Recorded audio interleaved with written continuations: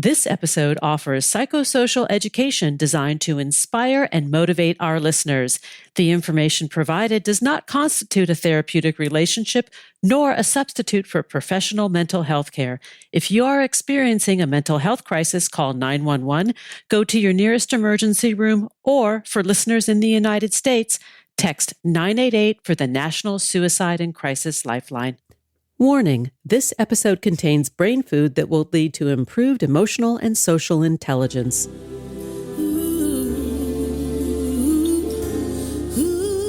Thanks for tuning in to Harvesting Happiness today for a healthy serving of consciously prepared brain food. This is Lisa Cypers Kamen, your host. Since 2010, we've been broadcasting sound ideas for better well-being.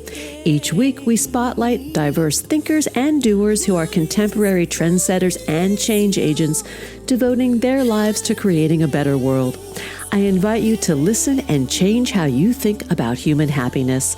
Our award-winning content is fresh, optimistic, and purpose-driven media that promotes well-being from the inside out. Good morning, good afternoon, and good evening, wherever you are. Thanks for joining me on today's show, where we are talking about what it means to be strong enough to feel and heal, mental health, resilience, and the stories we survive. My guest today is Dr. Suzan Song, MD. She is an internationally recognized humanitarian psychiatrist and anthropologist with over 2 decades of experience advising on mental health systems in conflict zones across Africa, the Middle East, and beyond. Trained at the University of Chicago, Harvard, Stanford, and the University of Amsterdam, she has served as an advisor to the U.S. State Department, the United Nations, and numerous humanitarian agencies. She has treated thousands of survivors of torture and human rights violations worldwide. Her latest book is entitled Why We Suffer and How We Heal, Using Narrative, Ritual, and Purpose to Flourish Through Life's Challenges. Welcome, Dr. Song. I so appreciate you being with me today. Oh, thank you so much for having me. This is a huge topic. I mean, the world is in upheaval, and yet within everything that's going on around the world, we're living in our little bubbles. And within those bubbles, there are dramas and traumas each day that we're all navigating. That's right. The life right now feels extremely uncertain for many people around the world, including here. Yes. And, well, thank you for saying that. Thank you for being truthful, because we are not an island, right? And what happens somewhere over there affects things here. Mm-hmm. So would you agree, or maybe you could talk a little bit about the fear-based culture that seems to be so pervasive right now? And I think that we are rightfully fearful on the one hand, and then on the other, fear is instilled within us and really affects how we process and manage.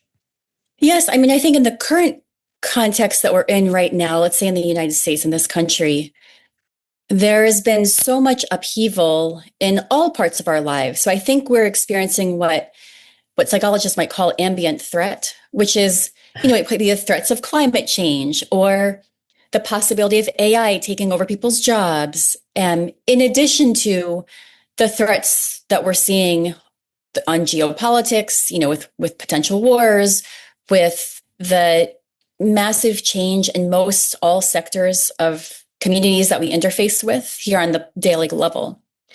So that sort of ambient threat does trigger our brain in a very specific way, where it triggers the fear center of our brain. So we're going to scan around for threat. We're going to look to see who's on my in group, who's on my out group. Where are potential threats to my sense of security and stability?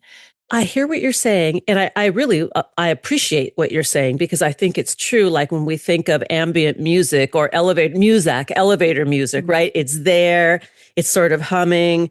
We know it's there, we're aware that it's there. It might even be a little annoying, but there is no real thing in our face at this moment. It's sort of this low-level hum that can destabilize us, right? Because we're using resources that we would otherwise be delegating to process other things to combat this sort of low-lying fear and anxiety in the background. That's right, because the brain doesn't recognize the difference between a perceived threat and an actual threat. It triggers the same response in our nervous systems. And so when we live in this chronic, and this has not been just a week or a month, this has been chronic now for over a year plus for many people. So that's going to rewire temporarily how we're processing information that comes in, experiences that we're having. It's interesting. Well, the words that come to mind is the brain is agnostic. In other words, we have a threat. That threat could be war, that we really are in a war zone and our lives are being threatened, to something we see on TV, something that we read that triggers this fear and anxiety, but the brain does not discern the difference, right? So the physiological response that we have, that fight or flight response, is not measured, really. It just is. That's right. It just is. And I think it can take over until we find a way to take more ownership and control over it. Then it just runs our lives. And this is where the storytelling comes in. This is where the narrative, the personal narrative comes in.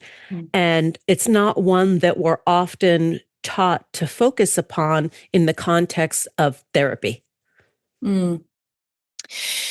So it's interesting in that I think many people, when we're living in this kind of threat-based, like ambient threat circulating in the air right now, let's say, many people just need to disengage because we feel it's too much, it's too overwhelming. I'm going to turn off the news, no more social media. I'm just going to go within.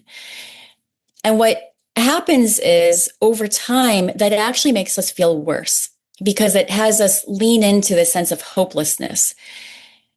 So the antidote to despair is not necessarily being happy or disconnecting. It's actually the opposite. It's finding your own personal agency. And that sense of agency can come in the book. I talk about the 3 friends of winter, which are narrative, ritual, and purpose. So these are all 3 things that we can call upon that we have accessible right now. Narrative being the first one, which is stories. Narratives I describe as being the stories and explanations that we tell about what's happened to us and about what's going on right now in our lives. And explain the difference between being the reporter of what's happening and the storyteller of what's happening, because they're very different perspectives of the same set of circumstances. That's right. That's right. It's very interesting. The reporter is reporting facts, right? Those are just the ground level. This is what happened. But the stories that we tell are the meanings and the explanations. They bring in whenever we tell a story, we change it based on how we're feeling that day. Like if we had coffee in the morning, like who we're talking to. And so the stories that we tell are very much shaped by our memories that are also subject to reconstruction. And so the stories and explanations are adding another layer on top of the reporting. So when we go through difficult things, talk a little bit about the benefit, if you see it that way, of using both strategies. Like this is what happened, this is what I'm feeling about what happened, or this is how I was changed by what happened, and what came out of what happened. Yes. So oftentimes when we are going through something very, very triggering, stressful, overwhelming, where it's just overwhelmed our capacity to cope, sometimes to survive and get through the day or the week, we need to stay in reporter mode. We need to just focus on the facts, barrel through as best as we can. But I think what's happened is that people, especially highly competent people, that's then the coping skill that they use throughout lasts then for years, not just, a day or 2. And if we do that, it fragments our lives into events. This happened, then this happened, and this happened. But there's no integration. Integration is the storytelling. Integration is the meaning making. It's connecting the dots between this happened in my past life. This is happening right now. Here's the through line. Here's the pattern that's happened. So in the book, I talk a lot about, I kind of take it from the surface level of these are cognitive distortions that we might have, like all or none thinking, projections, but then the deeper levels. These are some of the patterns that are taking over our stories that we don't even have access to. We're not even aware that that's happening, but they are running our perceptions of how we think and feel. Can you tell a story or two from the book that would sort of demonstrate or illustrate what you're talking about? Sure. So I work with, let's say, I work with a lot of what I call high flyers. So these are like CEOs, founders, very competent, accomplished people, especially women who are mothers of young children. And it is so common that I have mothers come to me, especially of young children. They are doing all the everything. Every mother that I've worked with is highly competent. I mean, they're efficient, they're organized. Comes with the job for the most part, right? Yes. And so they know how to be competent.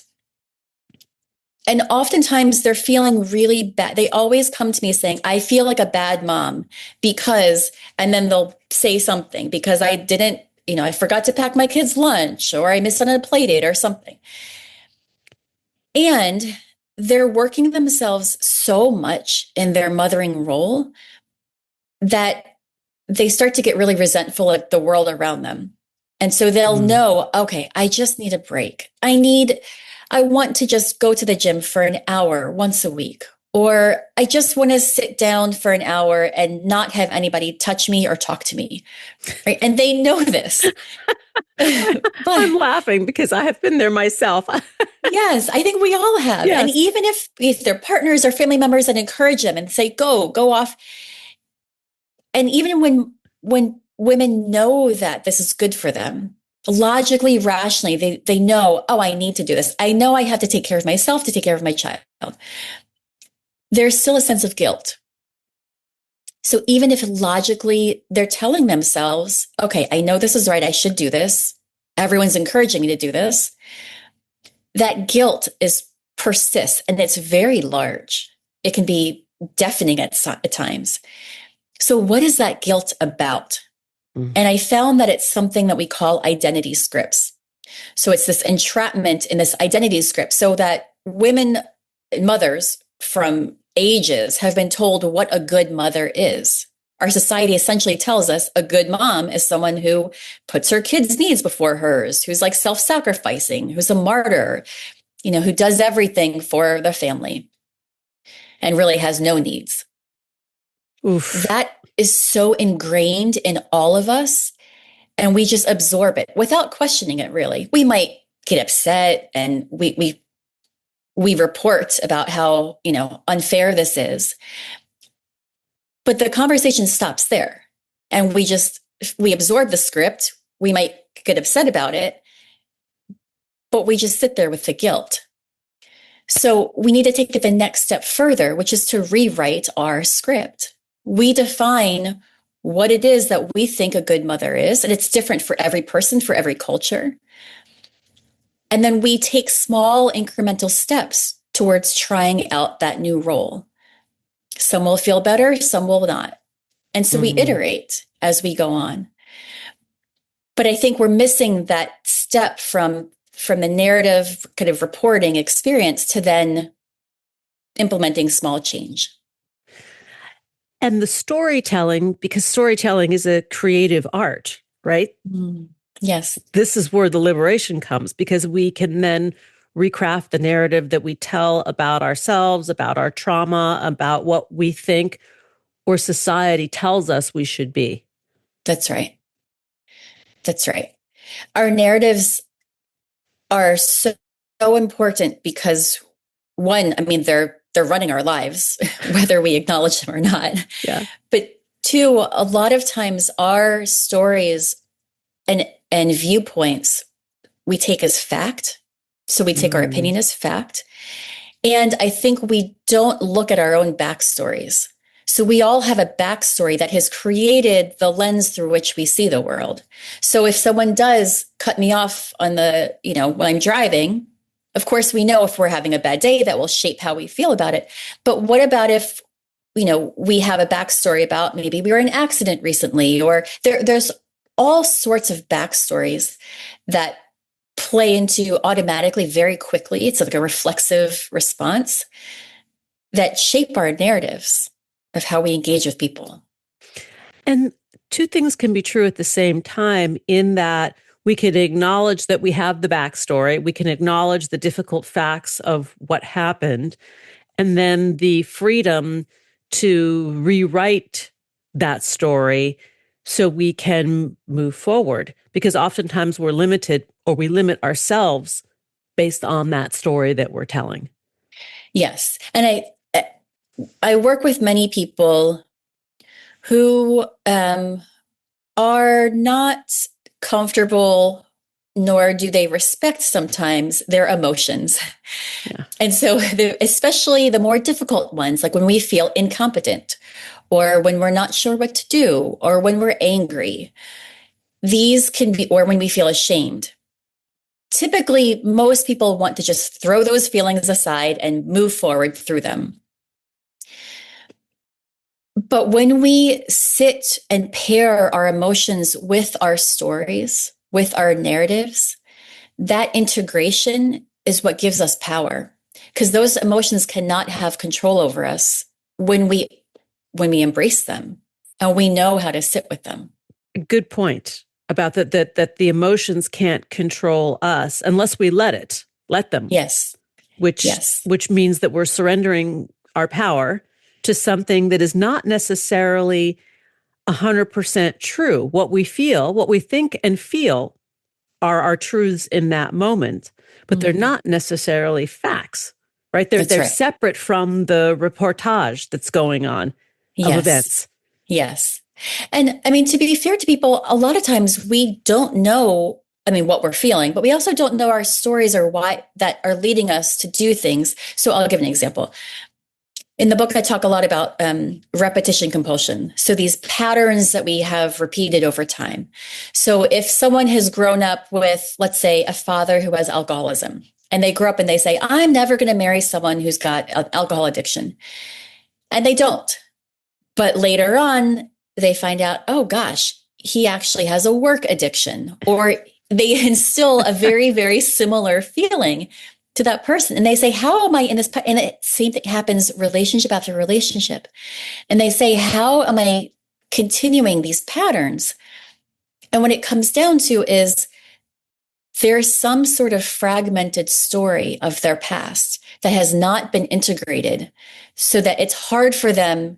It's like this hop skip instead of this like cleaner, more integrated fabric of understanding why they're doing what they're doing. Do you think that we, as humans, do what we do because the need to be connected and belonging is such a primitive need that we're willing to accept suboptimal conditions in relationships in order to exist? Yeah.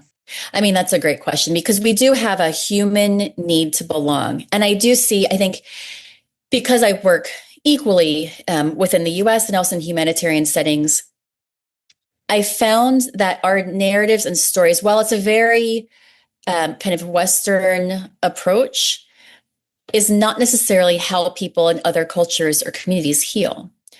How many people heal is through a sense of belonging. So it is a core human need. We all need to feel a sense of being loved and a sense of belonging. And so it's very common that we pair up with people because we're not feeling, steady ourselves. And we need that affirmation externally. Well, I think we'll pair up with that type that we're familiar with, even though we will say, like in the example that you used, my father was an alcoholic. I will never marry an alcoholic. We don't marry the alcoholic, but we marry another holic, Yes. Yes. A rageaholic, a workaholic, whatever it might be, because there's a familiarity with the underlying behavior of that personality type. Yes. And we're more comfortable with feeling maybe dismissed or marginalized or undervalued. And I think when we're young, we don't have the tools to know how to deal with that. We don't have the cognitive development to label what we're feeling. But then, of course, we don't have the tools when we're young. And so those feelings are then what drive us, because now as an adult, we're put in a similar situation, but unconsciously we think, well, maybe this time I can change them. Maybe this time I can show I have the control. I will show that I'm lovable. It will prove to the universe that I'm worthy and lovable and I can change someone. And that rarely happens. Yeah.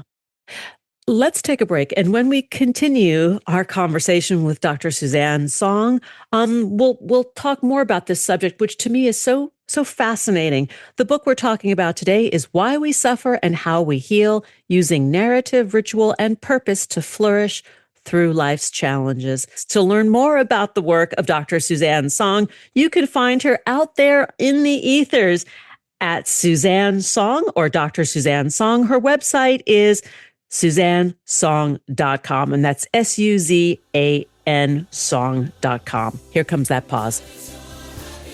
Harvesting Happiness is rooted in science. Our work facilitates applied positive psychology practices through media and consulting.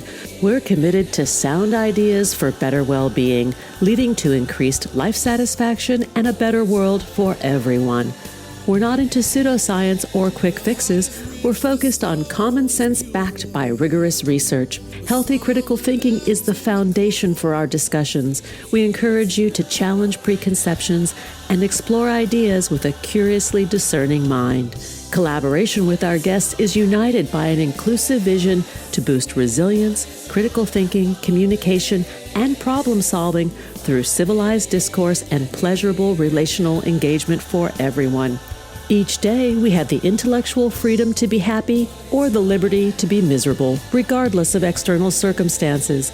If you or someone you know is struggling with mental health, please seek support because good psychological health is vital to the achievement of a healthy and satisfying life. Visit harvestinghappiness.com for psychosocial and educational services that boost emotional and social intelligence. And we're back, continuing the conversation about being strong enough to feel and heal. We're talking about mental health, resilience, and the stories we tell about our survival. My guest today is Dr. Suzan Song. She is the author of Why We Suffer and How We Heal, Using Narrative, Ritual, and Purpose to Flourish Through Life's Challenges. Okay, Dr. Song, let's jump right back into it because you described a scenario in which you're talking with an overwhelmed mom, right, who is bound by a script that is probably generations old, right? It's not just what our mothers teach us, right, or what society teaches us, but it's our mothers' mothers, their mothers, and so on and so on and so on. And a whole culture teaches us about how to be in the world that may no longer fit, right? That title or description no longer is appropriate for who we've become. Yes. And talk a little bit about how somebody who is going through this, it doesn't have to be the overwhelmed mom, it could be the overwhelmed dad or the overwhelmed CEO or somebody who's working in a nonprofit where we have a sense of either compassion fatigue or work fatigue or just general overwhelm with life. Yeah. So there's the narrative part, which is understanding what our stories are and how, there's the event of what's happened to us and then the stories that we tell about that event, right? So we can focus on what are we telling ourselves about this? What is the meaning we're saying? So let's say, my company is going through a structural change. And so I'm overwhelmed and I'm tired and people are upset. Am I telling myself that means I'm a bad leader, right? So what are the narratives that we're telling ourselves? That's one approach. A second one, though, is when we're feeling so overwhelmed that our brains just want to shut down. We're having a little bit, of cognitive fatigue. And I think many of us right now are, because as we mentioned before, the ambient threat, what happens with ambient threat is we go into a cognitive fatigue. We're tired of thinking. And so that's when we might move into rituals. So rituals are kind of symbolic behaviors that we do that have some sort of meaning, and they tend to connect us to a community or a culture to help us feel a sense of belonging. And so they can be something, we all do rituals. We do like lighting a candle on a birthday cake, or, I have a family ritual. I have 2 young kids. So we do movie night every Saturday night, right? And it's just something to look for. There are these grounding events or behaviors that we do that remind us that we're okay, right? We're part of something larger. They connect us to something that's beyond us. And this is why so many rituals are actually used in religious ceremonies or spiritual practices. This makes great sense. And when we talk about rituals, and I'm just thinking from different spiritual practices, for example, Shabbat for people who are Jewish, Friday from Friday at sunset to Saturday at sunset, people truly unplug. Those who are observant, right? There are no phones, there are no mechanical devices. There is this sense of leaving the world as we know it and sort of going within and returning to the family unit to restore. It's not to ignore. Yes, that's right. And it's a great example because it shows how it's basically taking our values and our beliefs of our narratives and it's embodying that into practice. And most rituals, some are private and personal, but rituals like Shabbat is with community. It's saying, this is something that I belong with culturally, with other people here, that we have a sense of belonging. And also, it's reinforcing what our values are. Yeah, very, very well said. I want to talk about for a moment what happens when we don't pay attention to the road signs, how the body oftentimes will kick in and override. And I'm thinking of myself, I recently went through an extremely traumatic and stressful situation and I got sick.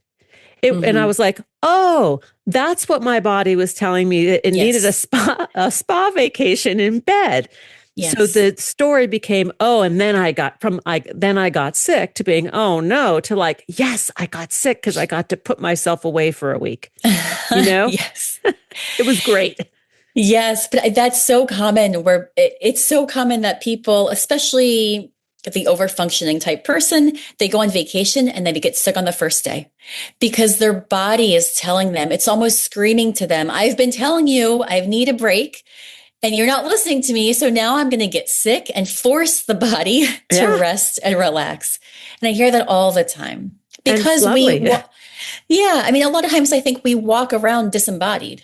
Right. We have our head floating around, like running around, doing all the things, and we're not really connected to how we're feeling. And so one of the rituals that I do with people, when I can tell that someone, and they'll come with like this grocery list of things that are going on, and they're like this task list of things that are wrong or they need to fix or whatever. And I'll let them go on for 5 minutes. Then I'll say, okay, let's pause for a second, put your feet on the ground, and put your toes into the earth. And we just remember, oh, right, I have toes. Yeah. Like I forgot. Simple, simple as that. Yeah, but it starts to connect people back into their bodies.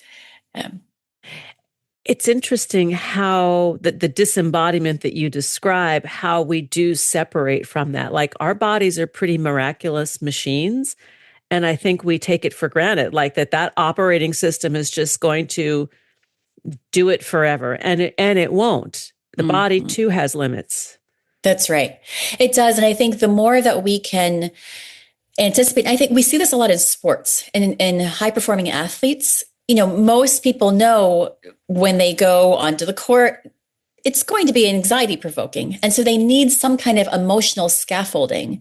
And so you'll see, the tennis player who bounced the tennis ball 19 times before, or like Steph Curry does a jump shot, a tunnel shot before every game, which I love watching. And those are just small rituals because it prepares them. They know something stressful is going to happen. And so they've already have this practice in place to help them through it. So are you suggesting that almost like a pre-stressing event is helpful for conditioning ourselves to manage these anxiety-producing events? Absolutely. I mean, I think that's what the whole book, initially I wanted the title to be something like the psychosocial vaccine. Yeah, I get it.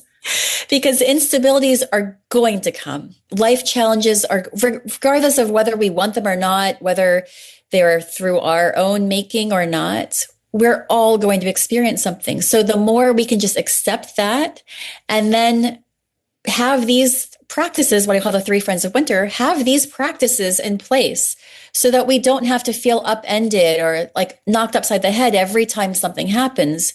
We feel more confident and steady so we don't lose ourselves within.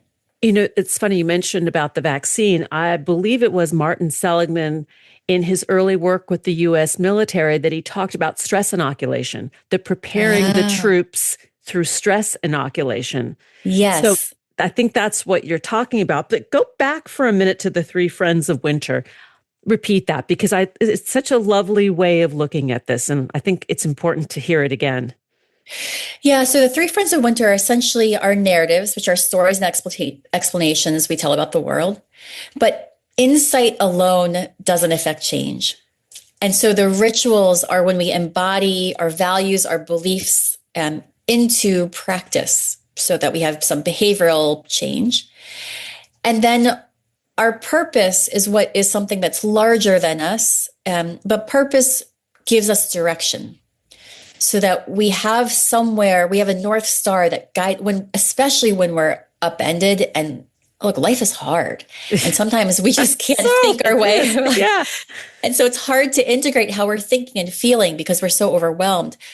Purpose can be that direction that just guides our energies and our resources. Yeah. Well, and I think the purpose is what helps us flourish. Like you and I spoke before the official interview started about life planning and being a good planner versus somebody who necessarily has their whole career track planned out before them, right? Mm-hmm.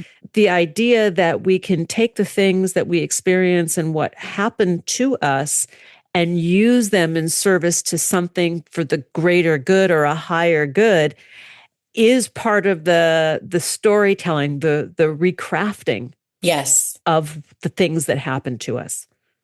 It is. And I think it's one of the most powerful, actually. So when we can acknowledge and understand and incorporate other people into our stories in a sense that we matter to others and others matter to us, that is extremely healing. And that can actually, look, I work with hostage survivors, right? I'm thinking of one that was like hostage for 4 years or 7 years and total deprivation. And I ask, how do you get through that? Like, I don't understand how I would collapse. I don't know how I would survive this. And I remember he said, it's because I know that my kids were still thinking of me. Yeah. Right. It's that we know when we matter to someone else, that can guide us and give us a sense of direction and meaning in our lives that carry us forward. I'm just thinking about what you just said, right? The person who's held hostage for 4 years in total deprivation and how they survive. And I wonder if in some part of his response would be like, well, like that was my option. Like survival was my option, right? Yes. You can take away anything. You can take away food, water, sunlight, but you can't take away someone's inner narratives. Yeah. The pilot light of the soul, really. Yes. That's right. Which is so much of what Viktor Frankl wrote about in Man's Search for Meaning, right? We can be stripped of so many things, but that's the one thing that cannot be taken away. Right. And he also spoke about the importance of the pause between what's happened to us and how we react. And I think within that space is truly powerful because that's when our narratives actually are the stories that we create really play a role. So in that space, as he describes it, that's where we can change our stories. We at any time. Yes, at any time. That is the true power. And I think the medicine about what you're describing, right? That is the powerful prescription to our liberation, a psychological liberation. Yeah. To move from that like survivor or victim mentality, which in many cases is true, right? That we are the victims of certain things, but then we become the thriver and move beyond just merely surviving those events because we take that information and do something with it. Yeah. Yeah. And it's hard because I don't think I've seen enough suffering. I don't think it's redemptive. Sometimes suffering is just suffering. Right? These are like people and nobody deserves that, Right. Like human rights violations, like fractures, any analogy. And also, we still have the agency to choose how we want to describe our experiences, past and present, and how we want to integrate what's happened to us into our future of who we want to be. And so the more we can think about who do we want to be and then create our stories and our lives towards that, I think the more we'll feel a resonance in our lives. And the choice of who we want to be, and then the reality of who we get to be. Yeah. And to be able to synthesize that, like equals, if not happiness, certainly moments of joy. Yes. Which is probably more powerful ultimately. Yeah. Dr. Suzan Song, thank you so much for being with me today. We are out of time. That felt like it went in the blink of an eye. Yeah. To learn more about the work of Dr. Suzan Song, please go to her website. That's SuzanSong.com, and that's SUZAN. We've been talking about her book, Why We Suffer and How We Heal, using narrative, ritual, and purpose to flourish through life's challenges. You can find Dr. Song all over the internet, on social media, Dr. Suzan Song. Thank you again for sharing part of your day and your amazing insight with our listeners. Thanks so much for having me. Thanks for joining us on Harvesting Happiness today. This is Lisa Cypers Kamen on behalf of my guest, Dr. Suzan Song, wishing you kind thoughts, kinder words, and the kindest of actions. Until next time, remember, happiness is an inside job. Happiness is your inside job. Please go out and rock your day, and remember to be kind to one another and yourself. Want to explore more sound ideas for better well-being? Check out our new bonus edition content at More Mental Fitness by Harvesting Happiness on Substack and Medium. Subscribe, listen, and share hundreds of downloadable episodes wherever you get your podcasts. Connect with and follow us on most social media channels. To learn more about lifestyle management and mental fitness consulting services, please visit harvestinghappiness.com. Harvesting Happiness and More Mental Fitness are produced by Lisa Cypers Kamen, Andrea Mengele, Robin Boyd, Andrea Daly, and the excellent team at Podfly Productions, including Eric Begay, Kimberly Beck, and Alec Guest, in collaboration with TogiNet Radio, KBUU, RadioMalibu.net, and is available on PRX, the Public Radio Exchange.